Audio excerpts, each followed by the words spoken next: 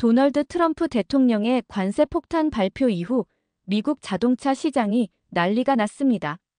특히 중국 자동차 업체들은 최대 50%에 달하는 관세 부과 가능성에 경악하여 긴급 이사회를 소집하고 수출 전략을 전면 수정하는 등 대혼란에 빠졌죠.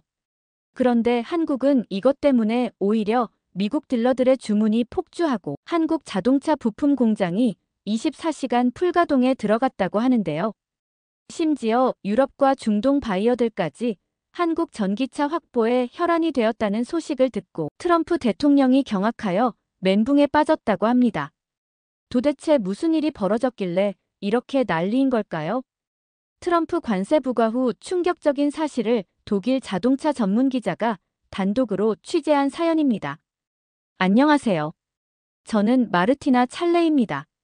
어릴 때부터 자동차에 관심이 많았고 대학에서 자동차 공학을 전공한 후 저널리즘 대학원을 졸업했습니다.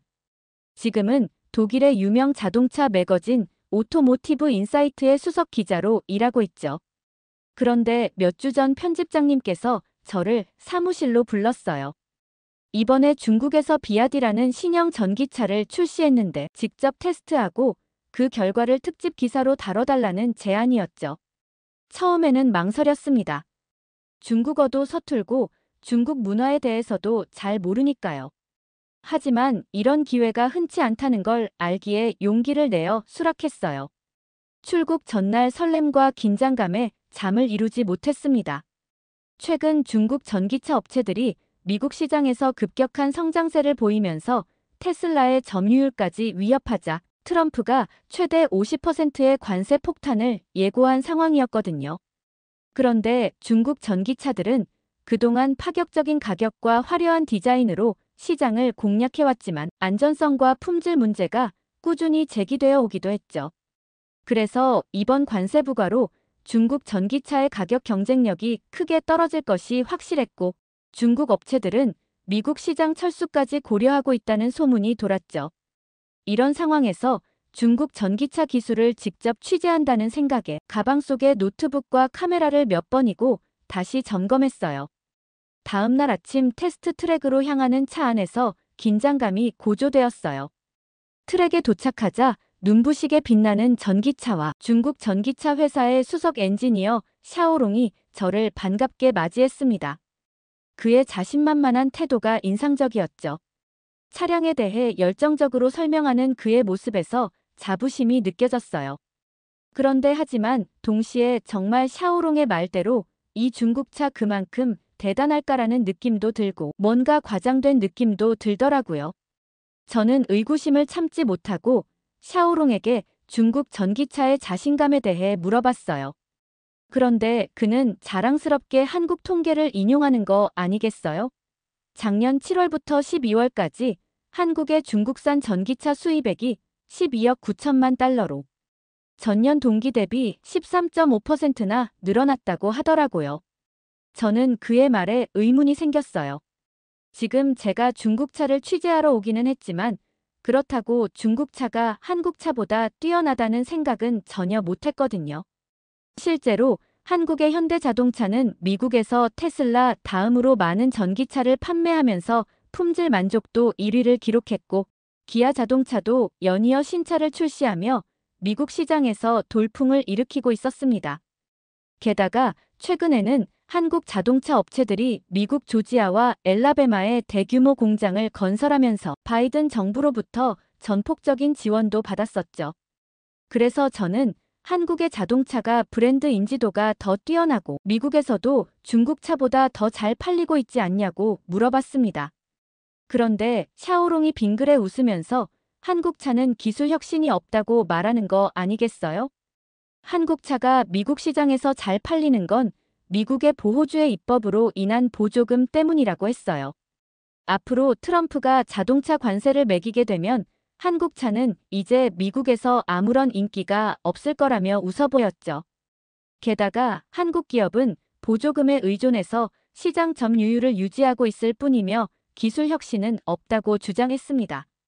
이 말을 들으며 저는 깊은 생각에 빠졌어요. 과연 이게 사실일까 아니면 중국 측의 과장일까 의아해하면서 시승이 시작되었습니다. 처음에는 중국차의 부드러운 주행감과 빠른 가속에 감탄했어요. 하지만 고속 주행으로 들어서면서 미세한 문제점들이 눈에 띄기 시작했습니다. 핸들에서 전해지는 미세한 떨림과 계기판 숫자의 불안정한 움직임처럼 사소한 문제들이 보였어요. 그때였어요. 갑자기 차량의 시스템이 오류를 일으키기 시작했습니다. 순식간에 모든 제어 기능이 마비되었고 차는 통제 불능 상태에 빠졌어요. 심장이 멎는 것 같았죠. 필사적으로 핸들을 붙잡고 상황을 제어하려 했지만 역부족이었습니다. 결국 차는 가드레일과 충돌했고 저는 강한 충격과 함께 정신을 잃었어요. 정신을 차렸을 때 주변은 아수라장이었습니다. 다행히 큰 부상은 없었지만 목에 찢어질 듯한 통증이 느껴지더라고요. 샤오롱과 그의 팀이 황급히 달려와 제 상태를 확인했지만 그들의 표정에서 당혹감과 불안이 역력했습니다. 그 순간 저는 이 사고가 단순한 우연이 아니라 중국 전기차 기술의 심각한 결함을 드러낸 사건이라는 확신이 들었어요. 병원에서 검진을 받는 동안 머릿속으로는 이미 기사의 개요를 구상하고 있었습니다.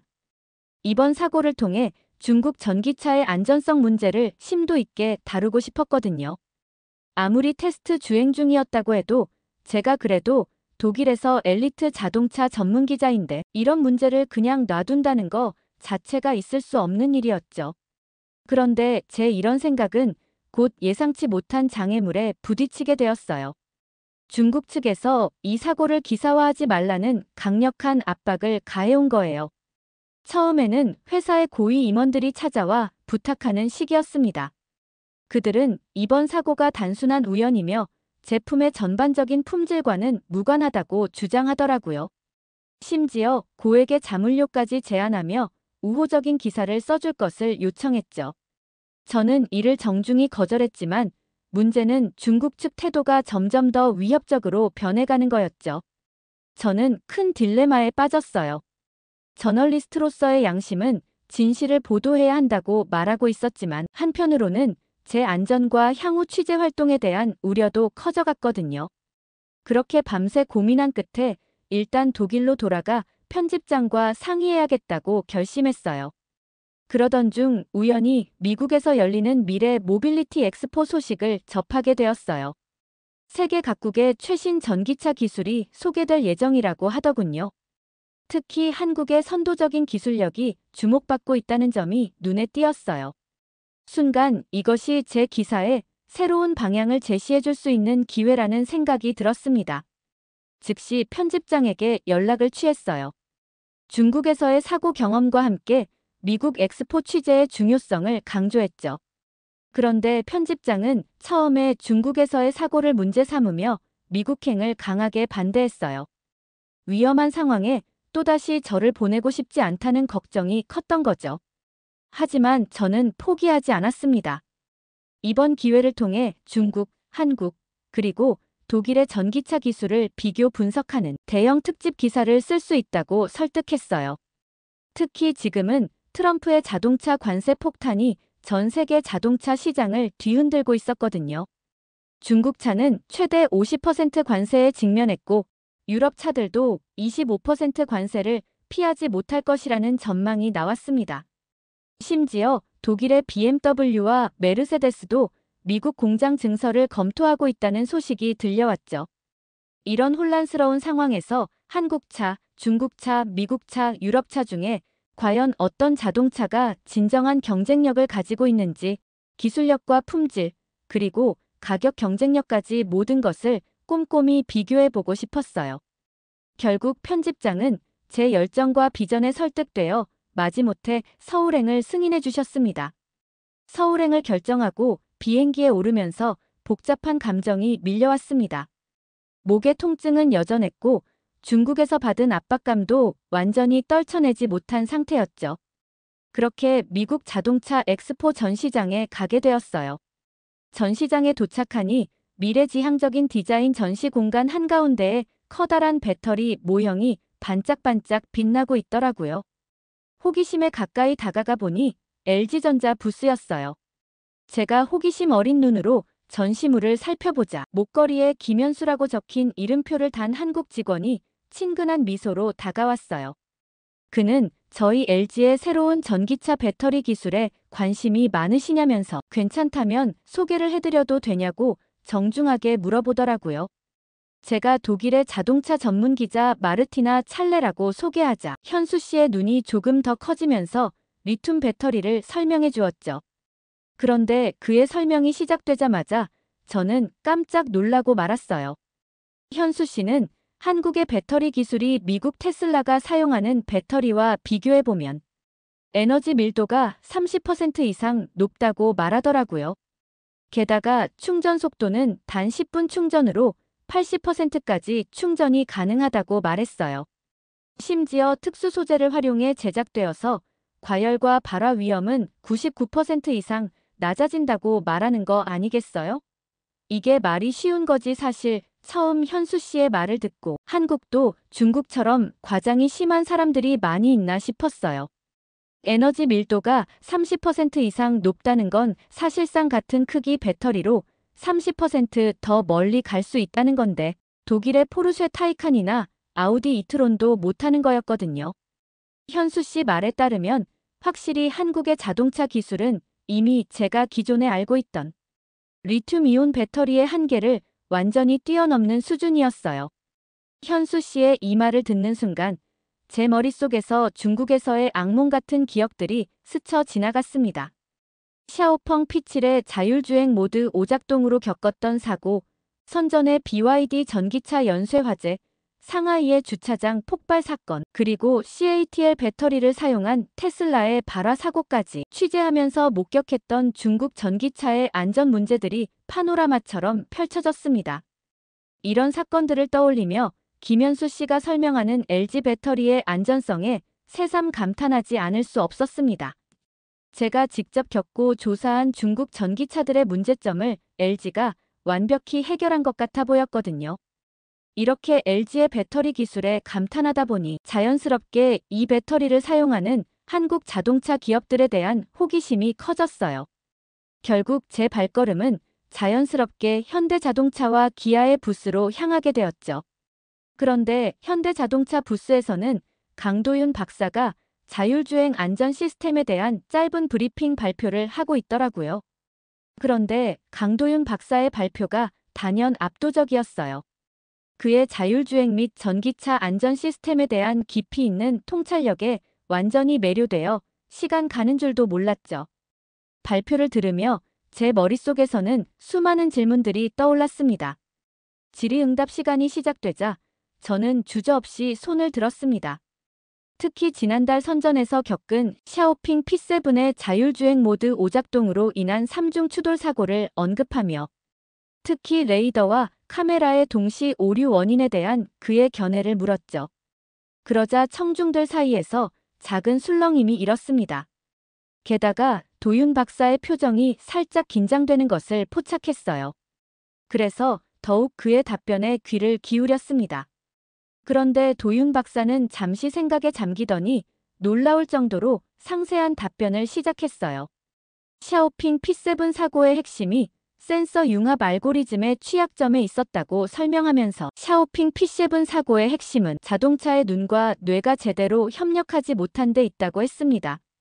자동차의 눈 역할을 하는 카메라와 레이더 같은 센서들이 수집한 정보를 뇌에 해당하는 컴퓨터가 제대로 해석하지 못한 거죠. 특히 2023년에 만들어진 모비라이라는 회사의 IQ5라는 뇌칩이 문제였대요. 이 칩이 햇빛이 너무 강할 때 주변 상황을 잘못 판단했다는 거예요. 이 말을 들으며 저는 깜짝 놀랐습니다. 도윤 박사의 해박한 지식과 명확한 설명에 감탄했어요. 그의 스마트함이 한국 자동차 산업의 우수성을 그대로 보여주는 것 같았거든요. 그렇게 호텔로 돌아왔는데 충격적인 일이 벌어졌어요. 노트북을 열고 그동안의 취재 내용을 정리하려는 순간 화면이 깜빡이더니 모든 파일이 사라져버린 거 아니겠어요? 순간 등줄기에 식은땀이 흘렀죠. 처음에는 단순한 오류라고 여겼지만 점점 심각한 상황임을 깨달았습니다. 아무리 노력해도 파일들이 복구되지 않았고 오히려 더 많은 정보가 삭제되는 것 같았어요. 그제야 해킹을 당했다는 사실을 인정할 수밖에 없었습니다. 당황스러움과 함께 중국에서의 기억이 선명하게 떠올랐어요. 그때 사고 내용을 기사화하지 말라며 받았던 압박감이 다시 느껴지는 듯 했습니다. 순간 아찔한 생각이 스쳐 지나갔죠. 혹시 그들이 제 노트북에 일부러 악성 바이러스를 심은 것은 아닐까? 중국에서 급하게 구매했던 USB가 의심스럽게 여겨졌어요. 그때 보안 프로그램 설치를 미뤘던 것이 화근이 된 것 같았습니다. 자책감과 함께 분노가 치밀어 올랐죠. 중국의 이런 비열한 행동으로 인해 제 모든 취재 자료와 개인 정보가 위험에 처한 상황이었으니까요. 그때 문득 도윤 박사가 떠올랐어요. 망설임 끝에 그에게 연락을 취했습니다. 다행히 그는 빠르게 응답해 주었고 상황을 듣자마자 즉시 도와주겠다고 했죠. 그의 목소리에서 느껴지는 진정성에 안도감이 밀려왔죠. 도윤 박사는 자신이 아는 최고의 보안 전문가를 소개해 주겠다고 했어요. 그의 신속한 대응에 감사함을 느꼈습니다. 하지만 동시에 이 상황이 한국 기술에 대한 취재에 어떤 영향을 미칠지 걱정되기도 했죠. 다음 날 도윤 박사가 소개해준 보안 전문가 김민수 씨를 만났습니다. 그는 차분하고 전문적인 태도로 상황을 분석하기 시작했어요. 김 씨의 꼼꼼한 작업을 지켜보며 한국의 IT 기술력에 다시 한번 감탄했습니다. 며칠간의 노력 끝에 드디어 해킹 문제가 해결되었어요. 다행히 대부분의 자료를 복구할 수 있었습니다. 안도의 한숨을 쉬면서도 이번 사건이 주는 교훈을 깊이 새겼죠. 보안의 중요성을 몸소 체험한 셈이었습니다. 하지만 문제는 여기서 끝나지 않았어요. 갑자기 중국 언론에서 독일 기자의 해킹 사건에 대한 의혹을 제기하는 보도를 내보내기 시작했죠. 중국 측은 마치 제가 의도적으로 해킹을 당한 것처럼 왜곡된 시각으로 보도하기 시작했죠. 순간 모든 것이 무너지는 것 같았습니다. 중국에서의 사고 취재와 이번 해킹 사건이 연결되면서 제 신뢰성이 한순간에 의심받게 된 거예요. 절망감이 밀려왔지만 이대로 물러설 수는 없었습니다. 이것이 중국이 사고 사실을 은폐하려는 시도라는 확신이 들었어요. 진실을 밝히고 오해를 풀어야 한다고 다짐했죠. 다행히 도윤 박사와 김민수 씨가 적극적으로 나서주었어요. 그들은 먼저 해킹의 근원지가 중국이라는 것을 명확히 밝혀냈습니다. 더 나아가 이 해킹이 중국에서 있었던 사고 사실을 숨기려는 의도적인 공격이었다는 증거도 찾아냈죠. 그들의 노력으로 제가 피해자라는 사실이 입증되었고 중국 언론의 왜곡된 보도를 막을 수 있었습니다.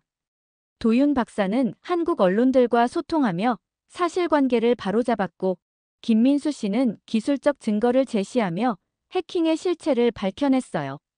이 과정에서 그들이 보여준 전문성과 정의감, 그리고 저를 향한 신뢰에 깊은 감동을 받았습니다. 한국의 기술력과 정직성이 제 명예를 지켜준 셈이었죠. 이 경험을 통해 한국에 대한 신뢰와 감사의 마음이 더욱 깊어졌습니다. 그렇게 호텔에서 한국 취재 내용을 정리하고 있을 때였습니다. 갑자기 워싱턴 포스트의 제임스에게서 전화가 걸려왔죠. 제임스는 흥분된 목소리로 제가 보낸 특종 기사를 봤다며 입을 열었습니다. 그런데 그러면서 더 큰 특종이 터졌다며 떨리는 목소리로 말하는 거 아니겠어요? 무슨 일이냐고 제가 묻자 제임스는 오늘 트럼프가 플로리다의 현대차 딜러십에서 놀라운 일을 겪었다고 전했습니다. 아이오닉 6를 시승하던 중 차량의 성능과 기술력에 완전히 매료되었다는 것이었습니다. 특히 10분 충전으로 350km를 달릴 수 있다는 점과 완전 자율주행 시스템의 안정성에 큰 충격을 받았다고 했습니다. 제임스에 따르면 특히 트럼프가 측근들에게 중국을 징벌하려고 관세 폭탄을 준비했는데 도리어 한국에게 당했다며 발을 동동 굴렀다고 합니다. 특히 한국차 시승 후 한국의 기술력이 이미 세계 최고 수준에 도달했다는 것을 직접 체험하고 크게 놀랐다는 속내를 털어놓았다고 하더군요. 심지어 정치권에서는 한국차에 관세를 부과하면 조지아와 엘라베마의 일자리 수만 개가 날아갈 수 있다는 우려를 제기하고 있다고 하더라고요. 이 과정에서 제가 작성한 중국 전기차 사고와 한국의 기술력을 비교한 기사가 미국 전역에 파문을 일으키고 있다는 소식도 들려왔다고 했죠. 제임스의 설명을 들으며 제가 직접 목격한 한국의 기술력이 틀리지 않았다는 확신이 들더라고요. LG 배터리가 테슬라보다 30% 이상 성능이 뛰어났고 현대차의 자율주행은 완벽에 가까웠다고 제가 설명했습니다. 반면 중국의 전기차는 테스트 도중 심각한 시스템 오류로 사고가 났고 더 충격적인 것은 이를 은폐하기 위해 정부 차원에서 조직적인 해킹까지 시도했다는 점을 말했죠. 거기다가 이런 극명한 차이야말로 한국과 중국 자동차 산업의 본질적인 차이를 보여준다고 덧붙였어요. 이제는 단순한 가격 경쟁력이 아닌 진정한 기술력과 안전성이 시장을 지배하는 시대가 도래했다는 것이 분명해 보였습니다. 그리고 그 중심에 한국이 서 있었습니다. 오늘 사연 어떻게 들으셨나요? 끝까지 들어주셔서 정말 감사합니다. 오늘 사연이 재미있으셨다면 좋은 의견을 댓글로 남겨주세요. 공유도 많이 해주시고요. 구독 버튼까지 눌러주시면 정말 감사하겠습니다. 저는 더 좋은 사연으로 찾아뵐게요. 감동도서관이었습니다. 감사합니다. 2025년 전 세계 10억 명이 시청하는 타임스퀘어 새해맞이 카운트다운 행사에서 120년 역사상 최초로 한국 기업이 메인 스폰서로 선정되었습니다. 뿐만 아니라 2025년 새해부터 한국 자동차와 드라마, 치킨, 심지어 레깅스까지 뉴욕 전역이 한국 브랜드로 난리가 났다고 하는데요. 게다가 올해는 독일 벤츠와 일본 도요타도 메인 스폰서가 쟁탈전에 뛰어들었다고 하는데 어떻게 해서 한국 브랜드들이 뉴욕 심장부를 전부 싹쓸이하게 된 걸까요? 새해맞이 행사를 준비하던 타임스퀘어 한 기획자의 놀라운 이야기를 바로 시작합니다. 안녕하세요. 저는 타임스퀘어 얼라이언스의 이벤트 기획자 바브라 쉴즈입니다. 타임스퀘어 얼라이언스는 뉴욕의 상징인 타임스퀘어의 모든 행사와 브랜드 광고를 총괄하는 비영리 단체인데요. 특히 타임스퀘어에서 열리는 새해맞이 카운트다운은 전 세계 200여 개국에서 생중계되는 글로벌 이벤트입니다. 매년 100만 명이 넘는 인파가 타임스퀘어에 모여들고 10억 명 이상이 TV와 온라인으로 시청하죠. 저는 여기서 메인 스폰서 선정과 브랜드 쇼케이스 기획을 담당하고 있어요. 그런데 2025년 새해맞이 행사에서 메인 스폰서로 한국 자동차 브랜드가 확정되었다는 사실을 알고 계신가요? 사실 2021년에도 기아 EV6가 타임스퀘어에서 세계 최초로 공개되어 글로벌 전기차 시장을 뒤흔든 적이 있었는데 이번에도 또 한국 기업이 뉴욕의 심장을 사로잡게 된 거죠. 이번에는 사실 도요타의 럭셔리 브랜드 렉서스가 메인 스폰서 자리를 노리고 있었거든요. 그래서 저는 다시 한국 브랜드가 타임스퀘어를 독점하는 건 균형에 맞지 않다고 생각했죠. 사실 제가 대학 시절 도쿄에서 유학을 보낸 경험 때문에 도요타의 렉서스를 좋아하는 것도 한 이유가 되긴 했지만요. 그날도 저는 새해맞이 행사의 메인 스폰서 선정을 위한 회의장으로 향하는 중이었어요. 그런데 로비에서 마케팅 총괄 매니저인 제이슨 리를 만나게 되었어요. 엘리베이터로 가는 동안 그는 흥분된 목소리로 이야기를 시작했죠. 이번에도 한국의 브랜드가 연초부터 뉴욕을 점령하게 되었다면서 한국의 제안이 얼마나 혁신적인지 설명하더군요. 그런데 이야기를 계속 듣고 있다 보니까 제이슨이 마치 이미 모든 게 결정된 것처럼 말하는 거 아니겠어요. 그래서 저는 렉서스의 오랜 명성과 신뢰도를 언급하며 이번에는 전통 있는 브랜드가 선정되어야 하지 않겠냐며 한국 브랜드도 좋지만 너무 성급하게 단정 짓는 것 아니냐고 지적했죠. 그러자 제이슨은 의미심장한 미소를 지으며 고개를 젓더라고요. 현재 미국에서 한국차의 인기는 단순한 과대평가가 아닌 실제 시장이 증명하는 현실이라면서 작년 상반기 미국 전기차 신차 등록 대수를 구체적으로 언급했어요. 현대기아차가 47,000대를 기록했는데 이는 자국차 포드 29,000대를 2배가량 뛰어넘고 독일차 벤츠는 17,000대를 3배가량 뛰어넘는 수치였죠. 저는 그 말을 듣는 순간 귀를 의심할 수밖에 없었습니다. 미국의 상징과도 같은 포드를 한국 브랜드가 압도했다니 도저히 믿기지 않았죠. 그게 정말 맞나요? 혹시 일시적인 현상 아닌가요? 라고 되물을 수밖에 없었어요. 그러자 제이슨은 한국은 늘 이런 식으로 불가능해 보이는 일을 현실로 만드는 나라라고 설명했어요. 특히 최신 기술에 민감한 미국의 젊은 얼리어답터들 사이에서 기아 EV9은 이미 테슬라 모델 X를 뛰어넘는 혁신적인 모델로 인식되고 있다고 하더군요. 세련된 실내 디자인과 더블 벨벳 디스플레이는 이미 입소문을 타고 폭발적인 인기를 얻고 있으며 첨단 인포테인먼트 시스템 분야에서는 도요타는 물론 테슬라와 벤츠까지 제쳤다는 거예요. 제이슨이 제시하는 구체적인 수치와 사례들 앞에서 저는 더 이상 반박할 수 없었습니다. 그의 말이 사실이라면 한국 자동차 산업의 위상이 제가 생각했던 것보다 훨씬 높아져 있다는 뜻이었으니까요. 마침 회의실이 눈앞에 보여 더 이상의 대화는 이어갈 수 없었지만 제 머릿속은 이미 새로운 관점으로 가득 차기 시작했습니다. 회의실에 들어서자 데이비드 윌슨 이사장을 비롯한 임원들이 자리에 앉아 있었어요. 그런데 아직 회의가 시작되기도 전인데 임원들은 한국차의 혁신성을 언급하면서 찬사를 보내고 있더군요. 마치 제이슨처럼 그들도 이미 기아의 스폰서십이 확정된 것처럼 이야기하고 있었어요. 저는 마치 모두가 한국 브랜드와 짜고 있는 것처럼 느껴져서 의아했습니다. 어떻게 이렇게 한 목소리로 찬성할 수 있는지 도저히 이해할 수 없었죠. 회의가 시작되고도 분위기가 너무 일방적으로 흘러가자 중국계 미국인 리하오 부사장이 불편한 기색을 드러내며 발언했어요. 중국의 비아디나 샤오펑도 충분한 경쟁력이 있는데 한국 브랜드만 특별 대우하는 것 아니냐며 날을 세웠죠. 그러자 한국 브랜드를 지지하던 존 콜 이사도 타임스퀘어 얼라이언스 120년 역사상 한 브랜드가 이렇게 연속으로 주요 행사를 맡는 건 전례 없는 일이라며 우려를 표했어요. 저는 속으로 드디어 이성적인 의견이 나오는구나 하고 생각했죠. 그런데 그동안 팔짱을 끼고 묵묵히 지켜보던 데이비드 총괄 기획 이사장이 테이블을 가볍게 두드리며 입을 열었어요. 모두의 우려가 이해 안 되는 건 아니지만 오히려 타임스퀘어 얼라이언스가 한국의 글로벌 영향력을 더 적극적으로 활용해야 한다고 말하더군요. 대한민국은 늘 우리의 예상을 뛰어넘는 나라라면서 특히 2025년은 대한민국이 뉴욕을 점령하는 해가 될 거라고 했죠.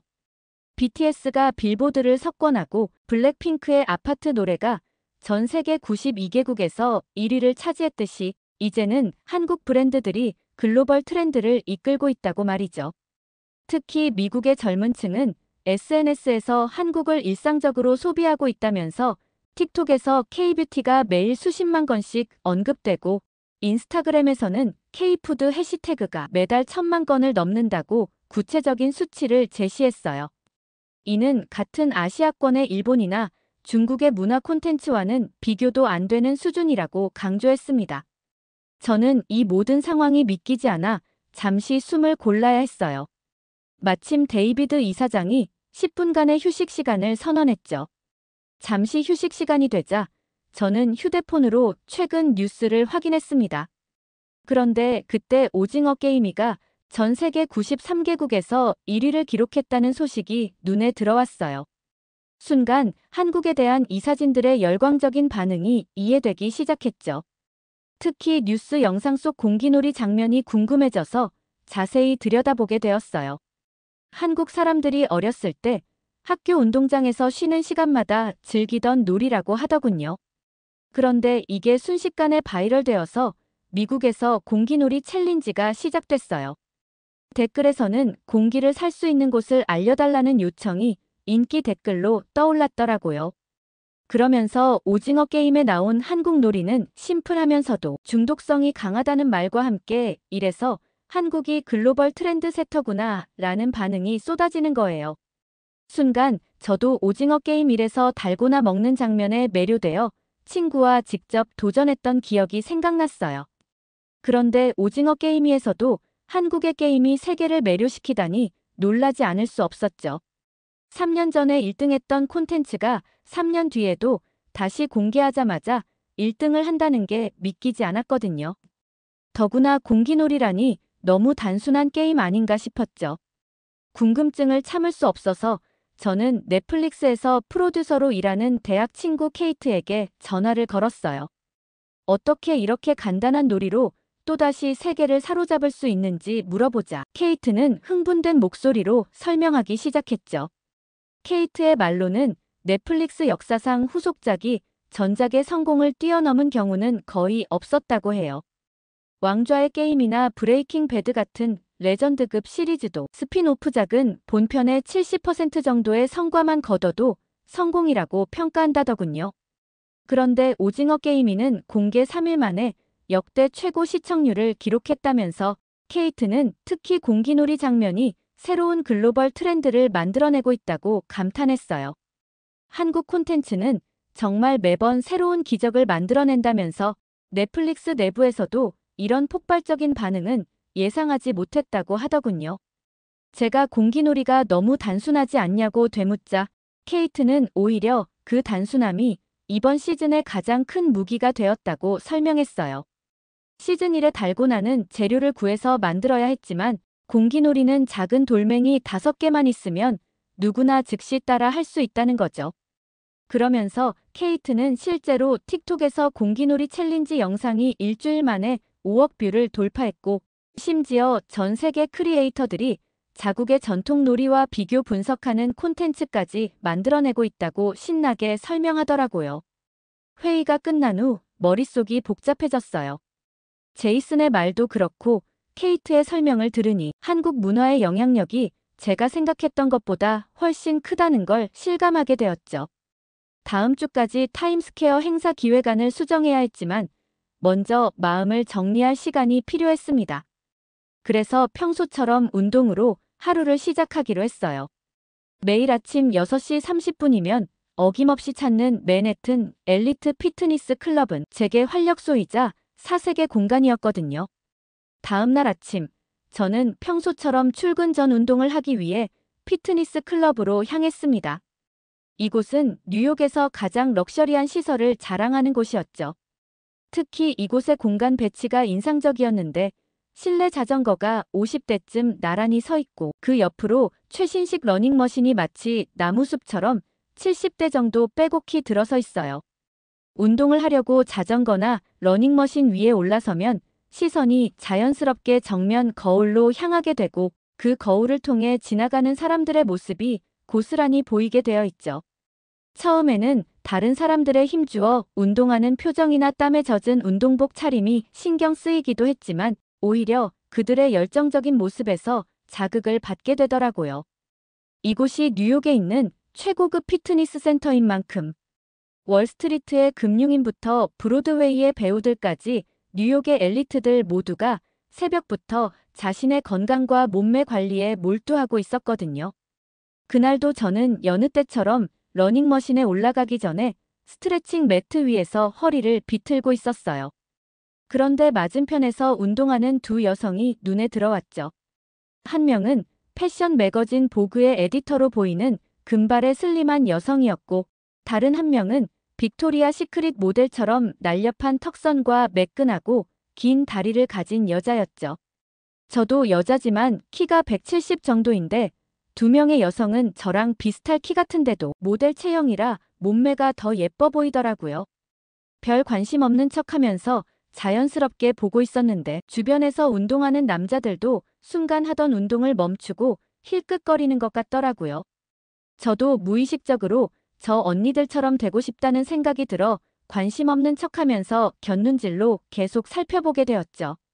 그런데 두 사람이 입고 있는 운동복이 색깔만 다르고 똑같은 거예요. 레깅스 때문에 두 여자의 실루엣이 너무나 아름다워 보였고 특히 운동할 때마다 근육의 움직임이 그대로 드러나면서도 과하지 않게 잡아주는 게 엄청 신기했어요. 보통 운동복은 땀이 차면 불편하게 달라붙거나 미끄러지기 마련인데 그들의 레깅스는 격렬한 운동 중에도 형태가 그대로 유지되면서 몸매를 더욱 돋보이게 만들었죠. 자세히 보니 한국의 제2레깅스 브랜드였더라고요. 그때 지난주 일본으로 출장을 갔다 온 친구 엘리나에게 들었던 이야기가 떠올랐어요. 엘리나는 일본에서 패션 바이어로 일하고 있는데 최근 일본에서 한국 레깅스 열풍이 대단하다며 흥분된 목소리로 통화를 한 적이 있었거든요. 한국의 레깅스 브랜드가 일본에서 오픈 매장도 없이 200억 원의 매출을 기록했다는 거였죠. 매장이 생기기도 전에 온라인 사전 판매만으로 이룬 실적이라고 했어요. 심지어 팝업 스토어가 오사카와 도쿄에 열렸을 때는 현지인들이 새벽부터 줄을 서서 기다렸다고 하더군요. 그때 당시 엘리나와 통화할 때는 일본이 덥고 습한 날씨 때문에 같은 아시아권의 레깅스가 인기를 얻은 거라고만 생각했었죠. 그런데 지금 눈앞에서 모델처럼 보이는 뉴욕의 패션 엘리트들이 실제로 그 레깅스를 입고 운동하는 모습을 보니 이건 단순한 우연이 아니라는 생각이 들었어요. 저도 모르게 온라인 쇼핑몰 주소를 물어보고 싶은 충동이 들 정도였죠. 그렇게 한국 레깅스 브랜드를 검색하려고 휴대폰을 꺼내려는 순간이었어요. 갑자기 50대로 보이는 한 남성이 덤벨 운동기구에서 운동을 하려고 하면서 제 시야를 가리는 거예요. 그러더니 웨이트 운동기구를 워밍업도 없이 들려고 시도했죠. 그런데 딱 보기에도 엄청 무거워 보이는 걸 들려고 하더니 잘 들지도 못하면서 끙끙 소리를 내는 거 아니겠어요. 아마 아까 저 2명의 여성들에게 자신을 과시하려는 건지 뭔지 아무튼 굳이 제 눈앞에서 그러니깐 너무 민망하고 불편했죠. 무게도 제대로 들지 못하면서 억지로 하는 모습이 안쓰러워 보여 뭐 저런 사람이 있나 싶어서 고개를 돌리려고 했는데 순간 이어지는 모습에 저는 경악하고 말았어요. 그 남자는 갑자기 뒤로 돌아 스트레칭을 하려고 고개를 숙이면서 엉덩이 부분을 제 시야 쪽으로 들이미는 거 아니겠어요. 그런데 축 늘어진 운동복 때문에 그 남자 속옷이 보이고 배가 옆으로 삐져나온 모습이 보이더라고요. 튀어나온 뱃살이며 거기에 덥수룩한 털까지 보여서 갑자기 속이 너무 불편해졌습니다. 눈을 빠르게 돌리고 심호흡을 하면서 깨끗한 생각을 하려고 애썼죠. 아까 본 아름다운 2 여성의 모습을 떠올리면서 기분 전환을 하려 했어요. 그런데 그 남자가 기지개를 펴면서 중국어로 뭐라 하는 거예요. 다들 건강하게 운동하려고 하는 건 좋은데 너무 눈살이 찌푸려져서 속이 정말 안 좋았죠. 그냥 그 남자가 내 시야에 걸려서 그런 거니 하고 다시 고개를 돌려 휴대폰을 확인하려고 했어요. 그런데 그 중국인이 갑자기 다른 운동기구로 가면서 제 바로 앞을 지나가는 게 아니겠어요. 순간 코를 찌르는 땀 냄새가 확 퍼졌는데 정말 최악이었습니다. 마치 오래된 식초와 썩은 양파를 섞어놓은 듯한 시큼하고 텁텁한 악취였어요. 정말 몇 달은 안 씻었는데 운동을 해서 나는 그런 악취였죠. 순간 한국 레깅스 검색이고 뭐고 올해 들어 가장 최악의 불쾌함을 순간적으로 경험했어요. 피트니스 센터에서 누구나 땀을 흘릴 수는 있지만 이 정도 악취면 회원 강제 탈퇴를 해야 하는 거 아닌가 생각이 들 정도였죠. 특히나 여긴 뉴욕 상류층 피트니스 센터잖아요. 평소 피트니스 센터를 이용하는 유럽이나 미국 회원들은 대부분 에티켓을 잘 지키고 깔끔한 운동복 차림이었거든요. 운동 중간중간 땀을 닦아내고 향수나 데오도란트로 채취 관리도 철저히 하는 편이었죠. 특정 나라를 비하해서는 안 되지만 중국인 혐오 생각이 들었어요. 결국 저는 어쩔 수 없이 자리를 옮길 수밖에 없었죠. 이런 좋지 않은 경험을 한 후 저는 잠시 러닝머신 앞에 서서 생각에 잠겼어요. 아까 본 2 여성의 완벽한 몸매가 자꾸 눈앞에 아른거렸거든요. 7년 넘게 피트니스 센터를 다녔지만 저렇게 아름다운 바디라인은 처음 봤거든요. 문득 저도 그들처럼 될 수 있지 않을까 하는 생각이 들었죠. 마침 시계를 보니 아침 7시 30분이고 출근 시간까지 여유가 있었어요. 평소에도 궁금했던 피트니스 상담을 받아볼 좋은 기회라고 생각했죠. 어차피 새해를 맞이해서 제 자신에게 투자할 계획도 있었고 이참에 체계적인 운동 프로그램을 시작해보고 싶었거든요. 결국 저는 피트니스 센터 2층에 있는 상담실로 발걸음을 옮겼습니다. 상담실에 들어서자 모니카 센터장이 반갑게 맞아주었어요. 저는 곧바로 아까 본 두 여성 회원처럼 몸매를 가꾸고 싶다고 말했죠. 어떻게 하면 저렇게 아름다운 바디라인을 만들 수 있는지 궁금하다고 했죠.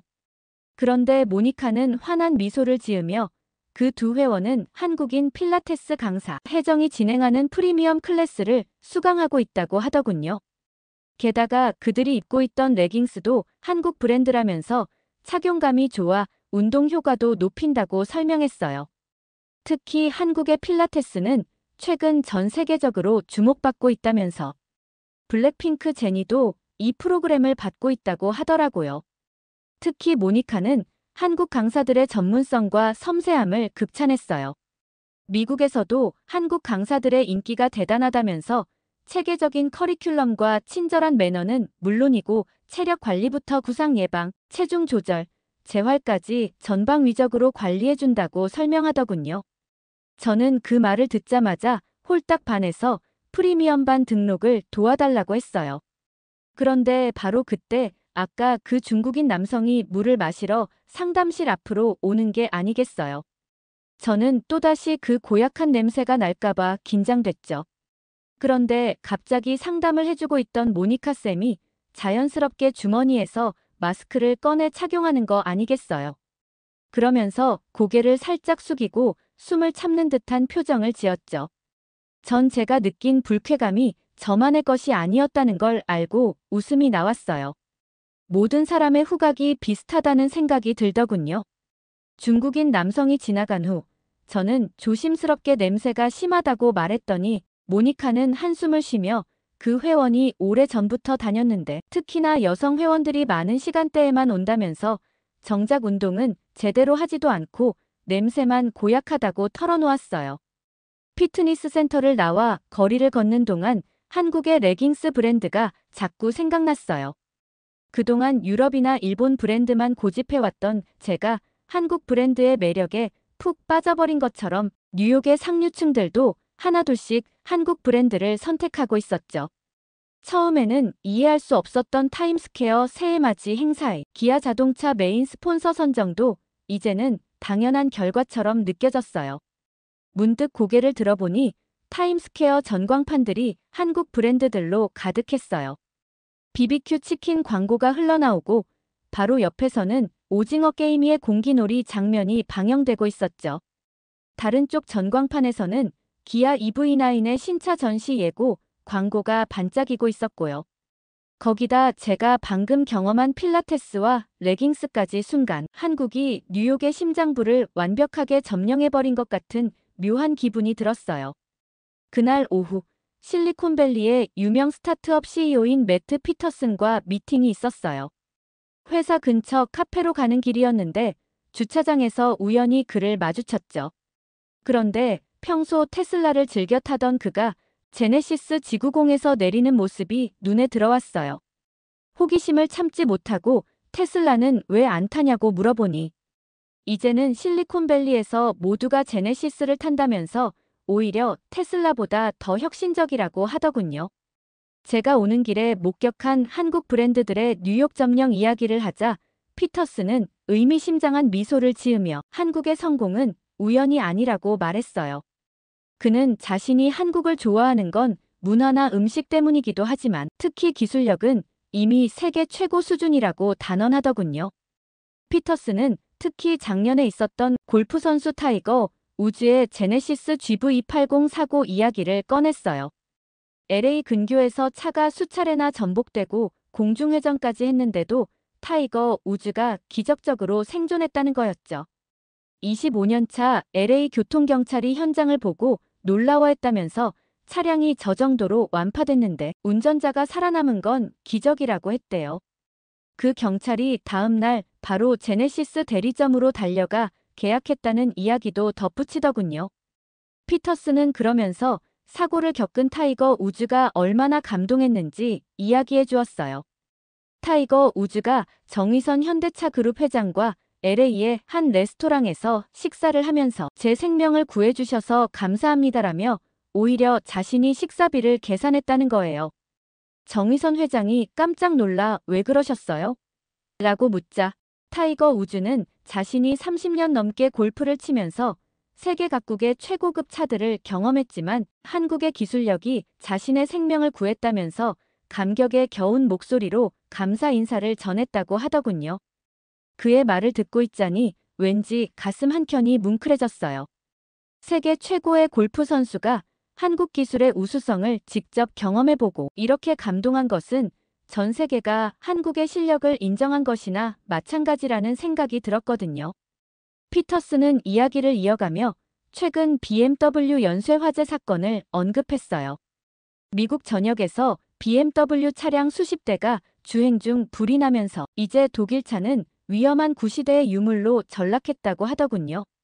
일본 차는 30년간의 영광을 뒤로 한 채 혁신성이 떨어지는 할머니 차라는 이미지가 굳어져서 이제 미국에서 일본 차를 타는 건 마치 시대에 뒤처진 사람이라는 인식이 퍼져 있다고 했어요. 반면 한국 브랜드는 첨단 기술력과 세련된 디자인으로 젊은 층의 마음을 사로잡아 새로운 프리미엄의 대명사가 되었다면서 특히 제네시스는 실리콘밸리 CEO들과 월스트리트 금융가들 사이에서 성공과 혁신의 상징으로 자리 잡았다고 하더군요. 실제로 미국 MZ세대의 91%가 한국 브랜드를 미래 모빌리티를 선도하는 혁신 기업으로 꼽았다는 조사 결과도 있다고 했어요. 이제 한국은 세계가 따라야 할 새로운 기준이 되었어요. 2025년 새해가 밝아오는 타임스퀘어 심장부에서 저는 그 역사적 순간을 목격하고 있었어요.